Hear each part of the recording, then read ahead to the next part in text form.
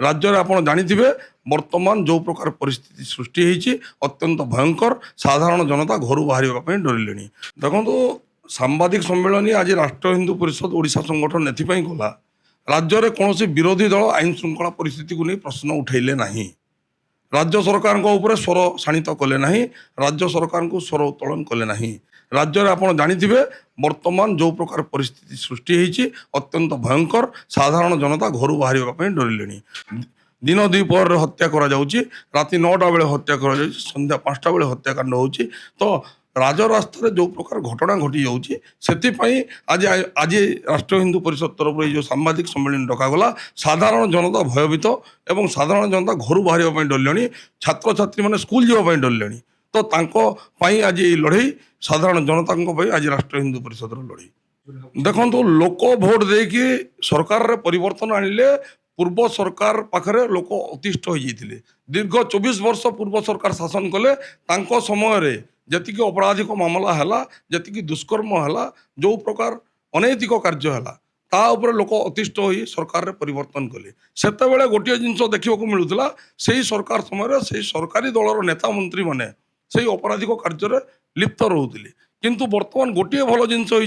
कम से कम तो बर्तमान सरकारी दलर नेता मंत्री ए सामिल होना किंतु दुखर विषय जे अपराधिक मामला नियंत्रण हो पारुनी अपराधिक मामला वृद्धि पाई चली राज्य आज अपराधिक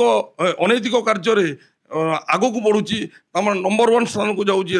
भारत रे बिहार को पछरे पकई सारा लज्जा लगुच आज्ञा ओडिशा भाया गोटे शांतिप्रिय राज्य जोटी की शांतिर वार्ता थिला एवं प्रभु श्री जगन्नाथ को क्षेत्र बहुत प्रसिद्ध क्षेत्र एवं ओडिशा प्रभु श्री जगन्नाथ सारा देश में सारा विश्व में परिचित आज मुंड तल कर पड़ुची ओडिशार यही प्रकार परिस्थिति देखला जे राज्य ए प्रकार परिस्थिति लोक ये साधारण जनता भयभीत एवं से आज आम स्वर उत्तोलन करने पड़ुची निज माटी निज माँ निज परिवार निजर समाज आज ये लड़ई एवं एटी विरोधी दल निज कार्य करूना पूर्वर कही जो कि आज आमको स्वर उत्तोलन करने निश्चित रूप से कह शासक दलर भूल रोचे गृह विभाग दायित्व जड़े मुख्यमंत्री निजे रही पूर्व सरकार रे मध्य दीर्घ 24 वर्ष धरी मुख्यमंत्री निजे गृहमंत्री दायित्व तुलाऊले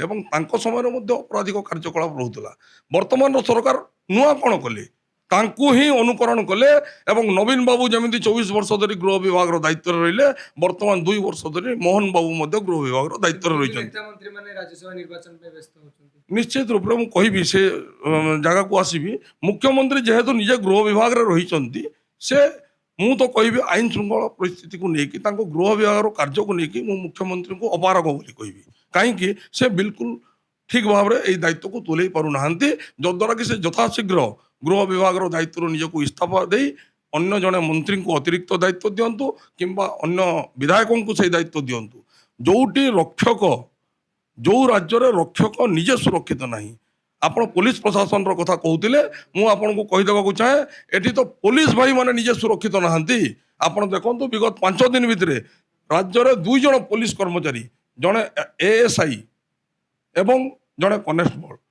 बलांगीर जिले में जड़े एएसआई आक्रमण होती मारणांतक आक्रमण होती से बर्तमान बुर्ला मेडिकल रे चिकित्सित अवस्था होती आ कंधमाल जिले में फुलवाणी सहर में जड़े पुलिस विभाग में कार्यरत कनेस्टेबल भाई आक्रमण होती छुरामड़ होती बीच बजार रही तो जो राज्य में पुलिस विभाग में कार्यरत भाई मैंने सुरक्षित ना जो मैंने जनता को सुरक्षा देवे से सुरक्षित ना से राज्य में जनता केमी सुरक्षित रे पुलिस प्रशासन कार्य ठीक भाव कर राज्य सरकार को गृह विभाग कार्य ठीक भाव कर।